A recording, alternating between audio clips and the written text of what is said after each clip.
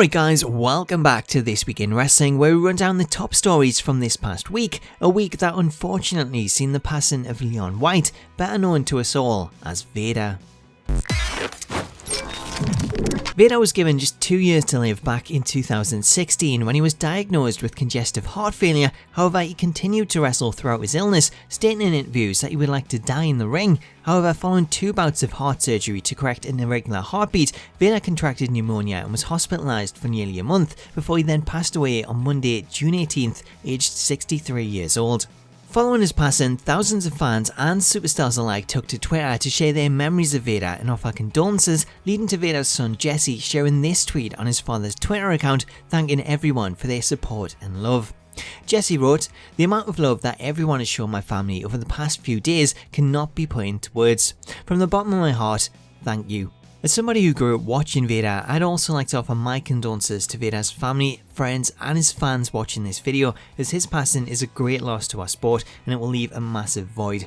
As we move on, this week seen the WWE UK tournament take place, which I won't spoil as it's yet to air on the WWE network. However, the big news coming out of the show was the announcement of the new NXT UK brand, a brand that WWE have confirmed will be coming to the WWE network in a new weekly show that will showcase the very best of the UK scene, including both a women's division and a tag team division. Tapings for the show begin on the 28th and 29th of July in Cambridge, with further tapings taking place on August 25th and 26th at the Insomnia Gaming Festival in Birmingham, October 13th and 14th in Plymouth, and November 24th and 25th in Liverpool. Also announced for the brand was the introduction of new championships, as the show will feature a UK Women's Championship and a UK Tag Team Championship. Up next, we're talking Big Cass, as despite only just competing last Sunday at Money in the Bank, Tuesday has seen WWE.com announce his release, writing WWE has come to terms on the release of William Morrissey, Big Cass.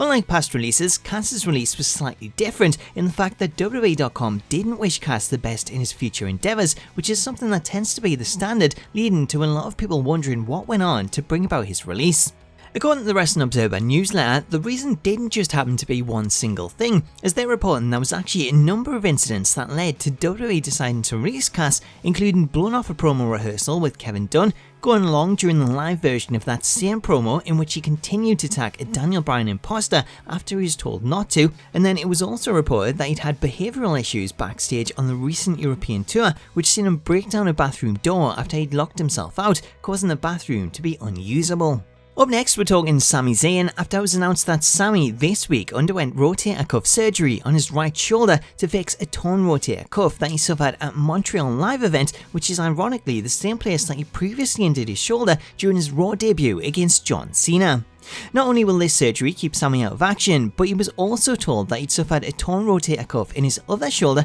that will also require surgery, with this one set to take place in a few weeks. All in all, WWE are reporting that the recovery time for Sami is going to be around 8 months, meaning if all goes to plan, then we could see him return around February-March time, just in time for WrestleMania, which is something that Sami himself has said he hopes to be back for. Next up, we have an update on the Rey Mysterio Return rumours, as this past week seen Rey honoured by the city of San Diego, who officially named the 19th of June as Rey Mysterio Day. In a press release, the San Diego City Council provided the following description for their new holiday. Oscar Gutierrez, otherwise known as Rey Mysterio, is a professional wrestler born and raised in South San Diego. Widely regarded as the greatest cruiserweight wrestler of all time, he is known for his high-flying lucha libre wrestling style and named his signature move 619. Mysterio has won numerous wrestling championships and also continues to give back to the San Diego community by organising and participating in charity events. Speaking at the event, Mysterio thanked the San Diego City Council for honouring him in this way, before going on to allude that he may be going back to WWE very soon.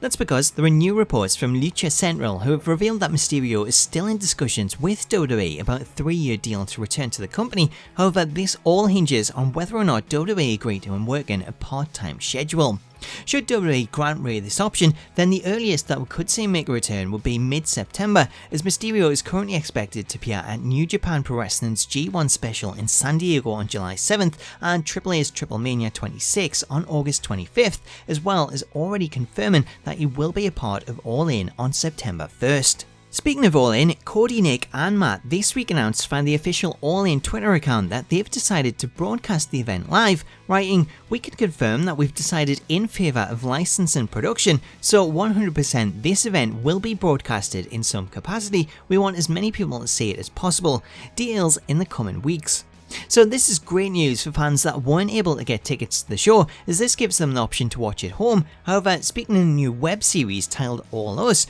Cody and the Bucks revealed the difficulties of putting the show together and the hurdles in their way, as a lot of the guys on the show have contracts that stop them appearing on TV for other promotions. For anyone interested in watching the series, which I highly suggest you do as it was a great insight, then you can check it out over on Cody Rhodes' new YouTube channel, therefore I'll leave a link to it in the video description. Speaking of Cody, next weekend sees the New Japan Pro Wrestling G1 special take place in San Diego, where Cody is set to square off against Kenny Omega, with Kenny this week revealing some high stakes for the match, as he revealed that the leadership of the Bullet Club is on the line, with whoever comes out victorious being the one to lead the faction going forward. Jumping over to Impact, and Friday seen them reveal that former WWE superstar Rich Swann, who appeared at Impact tapings last month in Windsor, will be making his in-ring debut next week on the show. For those wondering why Swann was able to keep his WWE name, well, luckily for Swann, that is his actual name, meaning unlike other stars, he won't need to change it outside of WWE. Getting back to the realm of WWE, and this week seen them confirm the date and time for the 2018 Mae Young Classic, which will take place on August 8th and 9th at Full Sail University.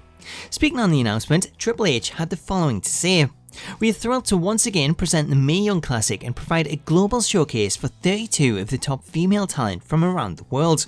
Last year's event was a significant milestone in WWE's women's evolution, and I am confident that this year's event will break even more barriers." Finally, let's talk WWE 2K19, as this week seen the 2K19 press conference take place, where it was revealed that AJ Styles is this year's cover star. Styles follows in the footsteps of John Cena, The Rock, Stone Cold Steve Austin, Brock Lesnar and Seth Rollins, who have all appeared on the cover of the 2K series, as we're seeing here on the official cover featuring his signature pose. As part of the reveal, AJ went on to reveal the WWE 2K19 $1 Million Challenge, which will see gamers compete in a new game mode to qualify, then have to submit a promotional video, which if yours is picked as one of the finalists, then you'll have the chance to make it to the grand final, where you'll take on AJ Styles for the chance to win $1 million.